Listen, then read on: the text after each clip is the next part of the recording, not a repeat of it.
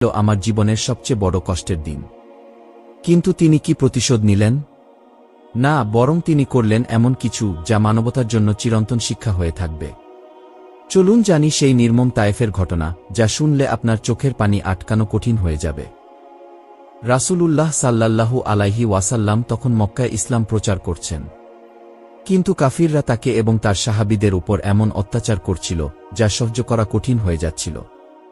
কেউ সাহাবীদের গরম বালিতে ফেলে নির্যাতন করত, কেউ লোহার শিকলে বেঁধে টানত, কেউ আবার খাবার পানি বন্ধ করে দিয়েছিল। মুসলিমদের বয়কট করা হয়েছিল, ক্ষুধার্ত রেখে মেরে ফেলা পর্যন্ত হচ্ছিল। এরপর এলো সেই কঠিন বছর যা ইতিহাসে আমুল হুজন বা শোকের বছর নামে পরিচিত। নবীজি সাল্লাল্লাহু আলাইহি ওয়াসাল্লাম এই বছর হারালেন তার সবচেয়ে বড় দুই সহায়ককে। প্রিয় চাচা আবু তালিব, যিনি সবসময় তাকে রক্ষা করতেন, এবং প্রিয় স্ত্রী খাদিজা রাদিয়াল্লাহু তাআলা আনহা,